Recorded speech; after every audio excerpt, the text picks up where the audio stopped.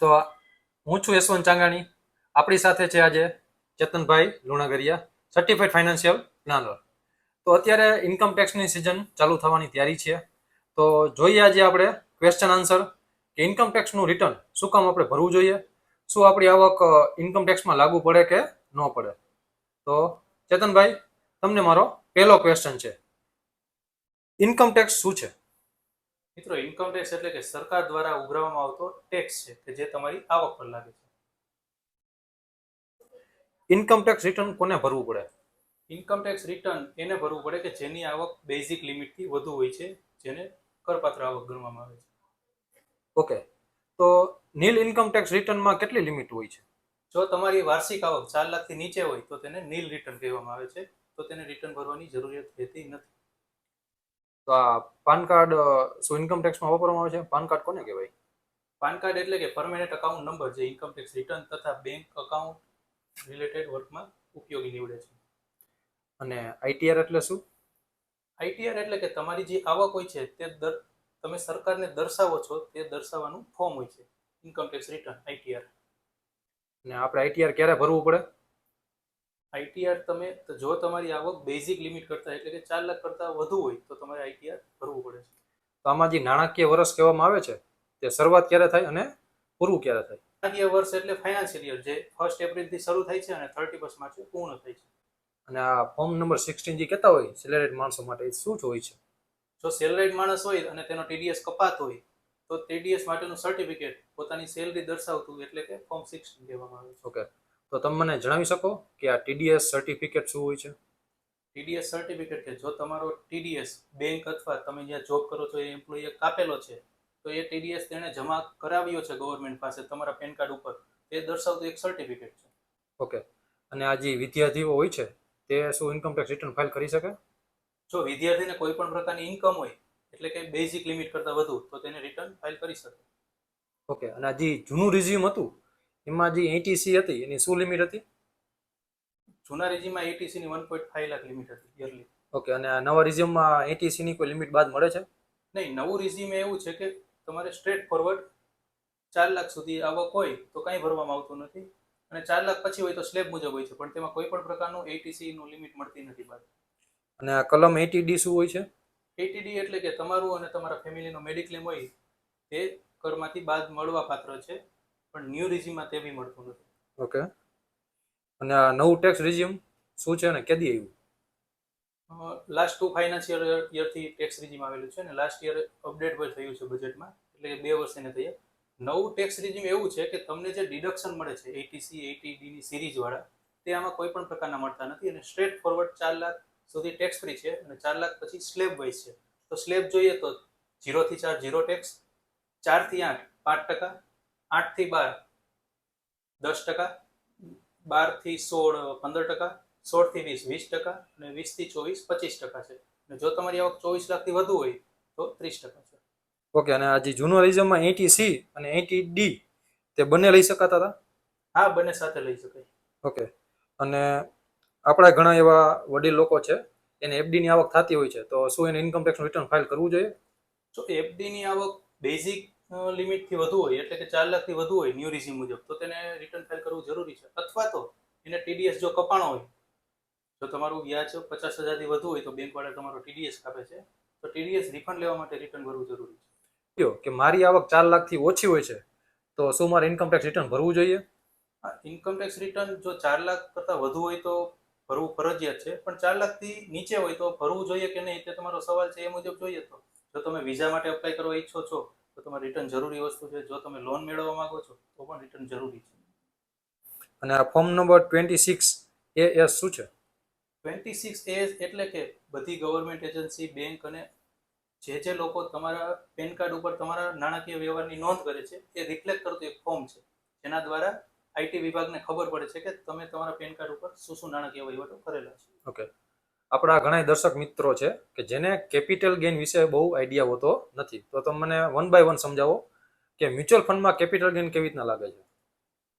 જો મ્યુચ્યુઅલ ફંડમાં તમે મ્યુચ્યુઅલ ફંડ અથવા સ્ટોક 1 વર્ષની અંદર લઈ અને વેચી નાખો છો તો તેને શોર્ટ ટર્મ કેપિટલ ગેઇન કહે છે, અને જો તમે 1 વર્ષ કરતાં વધુ હોલ્ડ કરો છો અને પછી વેચો છો તો તેને લોંગ ટર્મ કેપિટલ ગેઇન કહે છે. ઓકે, અને આ જમીન મકાન કે પ્લોટમાં પણ કેપિટલ ગેઇન લાગે છે? હાજી, કોઈ પણ પ્રકારની મિલકત લેવેચ કરો એટલે કેપિટલ ગેઇન લાગે.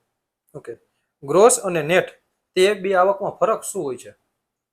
ગ્રોસ ઇન્કમ એટલે કે તમારી જે કમાણી થઈ છે એ, જ્યારે નેટ ઇન્કમ એટલે કે તમારી જે એક્સપેન્સ બાદ કર્યા પછીની હોય છે તે નેટ ઇન્કમ કહેવામાં આવે છે.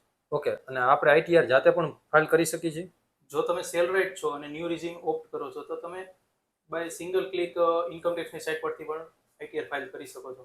પણ જો તમે બીજે બિઝનેસ છો અને તમારું ટીડીએસ કપાય છે, અથવા કોઈ તમે પેન્શનર છો, કેપિટલ ગેઇન છે, ફોરેક્સ કરો છો, ક્રિપ્ટોમાં છે, સ્ટોકમાં છે, એ પ્રકારની ક્રિટિકલ પ્રોફાઇલ હોય તો તમે તમારા સીએ પાસે ફાઇલ કરાવવો એ વધુ હિતાવહ છે. ઓકે, અને આ એડવાન્સ ટેક્સ ક્યારે ભરવો પડે આપણે? એડવાન્સ ટેક્સ એટલે કે જો તમારે કોઈ પણ વર્ષ દરમિયાન તમારી ટેક્સની લાયબિલિટી 10,000 થી વધુ થાય છે તો તમારે વર્ષમાં 4 વખત એડવાન્સ ટેક્સ ભરવો પડે છે. 15 જૂન, 15 સપ્ટેમ્બર, 15 માર્ચ અને 15 ડિસેમ્બર. અને જો આપણે આઈટીઆર ન ભરી તો શું આપણે નોટિસ આવી શકે? આઈટીઆર ના ભરો તો બે નુકસાન છે. એક તો 31 જુલાઈ પહેલા તમારે દર વર્ષનું આઈટીઆર ભરવાનું હોય છે. જો નથી ભરતા તો આઈટીઆર ભરવાની લેટ ફી એટલે કે 5,000 પેનલ્ટી હોય છે. અને જો નાણાકીય વ્યવહાર 26 AS માં વધુ દેખાડેલા હોય તો તમને ઇન્કમ ટેક્સની નોટિસ પણ આવી શકે છે. ઓકે, અને એગ્રીકલ્ચર ની ઇન્કમ હોય તો શું એની ઉપર ટેક્સ લાગે? નહીં, આઝાદી પછી જ્યારે પહેલું બજેટ આવ્યું ત્યારથી માંડી સંવિધાનમાં લખેલું છે કે એગ્રીકલ્ચર ઇન્કમ ઉપર ટેક્સ નહીં લાગે. ઓકે, આ જે હાઉસવાઈફ હોય શું તેને આઈટીઆર ભરવું જોઈએ? જો હાઉસવાઈફની પોતાની કોઈ પણ પ્રકારની ઇન્કમ હોય, ઘર બેઠા કંઈ કામ કરતા હોય તો તે પોતાનો આઈટીઆર ભરી શકે છે. આ જે કલમ 87A જે છે રિબેટની, તેમાં કેટલી લિમિટ બાદ મળે છે આપણને? 87 એમાં સૌથી પહેલા ઓલ્ડ રિઝ્યુમમાં 12,500 વાર્ષિક મળતી, ત્યારબાદ તે અમેન્ડ થઈ ન્યૂ રિઝ્યુમ યર 1માં 25,000 થઈ અને હાલની તકે તે 60,000 છે. ઓકે, અને આ જે ગિફ્ટ કોઈ આપને આપે તો શું એની ઉપર ટેક્સ લાગે છે? હા, તમારી જો યરલી ગિફ્ટ 50,000 કે તેથી વધુ હોય તો તેની ઉપર ઇન્કમ લાગે છે, એ ઇન્કમ ઉપર ટેક્સ લાગે છે. પણ જો તે ફેમિલી અને બ્લડ રિલેશનમાં હોય તો તેની પર ટેક્સ નથી લાગતો. ઓકે, અને આ જે સ્ટાન્ડર્ડ ડિડક્શન શું છે? સ્ટાન્ડર્ડ ડિડક્શન એટલે કે જો તમે સેલરાઇટ છો ઓકે, અને તમે એડિશનલી સેલરાઇટને ગવર્મેન્ટે આપેલી એક પ્રકારની રિબેટ છે કે 75,000 સુધીની ઇન્કમ તમને કોઈ પણ પ્રકારનો ટેક્સ લાગતો નથી. એટલે કે કોઈ નોર્મલ માણસને 12 લાખ સુધી ન્યૂ રિઝ્યુમ મુજબ ટેક્સ ફ્રી હોય રિબેટ બાદ કરતા, તો સેલરાઇટને તે 12,75,000 છે. અને આપણે આઈટીઆર રિવાઇઝ કરી શકાય? હા, આઈટીઆર રિવાઇઝ કરવાની ડ્યુ ડેટ હોય છે. કાં તો તમે 31 માર્ચ પહેલા રિવાઇઝ કરી શકો, અથવા જો એ પ્રોસેસ ના થઈ હોય તો તે પહેલા રિવાઇઝ કરી શકો. ઓકે, અને આ જે પેન્શનની આવક આવતી હોય તો શું છે તેની ઉપર પણ ટેક્સ લાગે છે? હા, પેન્શનની આવક નોર્મલ સેલરી તરીકે સેલરાઇટ તરીકે ટેક્સ લાગે છે. ઓકે, અને આ ટેક્સ ઓડિટ શું હોય છે? ટેક્સ ઓડિટ એટલે કે જો તમે તમારું બિઝનેસ ઇન્કમ છે અને ટર્નઓવર 2 કરોડથી વધુ છે તો તમે પ્રિઝન્ટિવ 44 એડીમાં નથી જતા, એટલે કે તમારી આવક 6% કરતાં ઓછી બતાવી છે તો ટેક્સ ઓડિટ કમ્પલસરી છે, અને 2 કરોડ ઉપર છે તો ટેક્સ ઓડિટ કરાવવું પડે છે. ઓકે, અને મ્યુચ્યુઅલ ફંડમાં જે નફો થાય તે ટેક્સ ફ્રી આવે છે? મ્યુચ્યુઅલ ફંડમાં જો શોર્ટ ટર્મ કેપિટલ ગેઇન હોય એટલે કે એક વર્ષની અંદર તમે લઈને વેચી નાખ્યા હોય તો 20% શોર્ટ ટર્મ કેપિટલ ગેઇન લાગે છે cell value minus purchase price ઉપર, એટલે કે નેટ ગેઇન ઉપર. અને જો તમે એક વર્ષ કે થી વધુ હોલ્ડ કરેલા છે તો લોંગ ટર્મ કેપિટલ ગેઇન લાગે છે. લોંગ ટર્મ કેપિટલ ગેઇન આપણે 1,25,000 દર વર્ષે ટેક્સ ફ્રી હોય છે. ઓકે, અને આ એનપીએસ ટેક્સમાં છૂટ આપે છે આપને? હા, એનપીએસ નું રોકાણ દર વર્ષે ઇન્વેસ્ટમેન્ટ 50,000 સુધી ટેક્સ ફ્રી હોય છે. ઓકે, અને આ ફોર્મ નંબર 15G અને 15H શું છે? 15G અને 15H એક ડિક્લેરેશન છે કે જો તમારી આવક વાર્ષિક ટેક્સ લિમિટ કરતાં નીચે છે તો તમે સબમિટ કરો બેંક પર અથવા જે તે ઓથોરિટી પાસે, તો તે લોકો તમારો ટીડીએસ નથી કરતા. ઓકે, અને આપણે પાન કાર્ડ અને આધાર કાર્ડ બે કમ્પલસરી છે લિંક કરવા? હા, ગવર્મેન્ટના નવા નોટિફિકેશન મુજબ પાન આધાર લિંક હોવું કમ્પલસરી છે, નકર તમારું પેન કાર્ડ ડીએક્ટિવ થઈ જશે. જો તમે લિંક ના કરી હોય તો હજી પણ 1,000 ભરી લેટ ફી ભરીને તમે લિંક કરાવી શકો છો. અને આપણે મોડું આઈટીઆર ફાઇલ કરી તો કેટલી પેનલ્ટી હોય છે? જો તમે મોડું આઈટીઆર ફાઇલ કરો તો 5,000 પેનલ્ટી હોય છે. અને આપણે પાર્ટ ટાઈમ ઇન્કમ કમાતા હોય તો શું આપણી ટેક્સેબલ હોય છે? હા, ટેક્સેબલ હોય છે. અને આપણે આઈટીઆર ભરવાના શું શું લાભ થઈ શકે છે? આઈટીઆર ભરો તો બીજા પ્રોસેસમાં મૂકો તો રિટર્નના ક્રાઇટેરિયા મુજબ આઈટીઆર કમ્પલસરી હોય છે.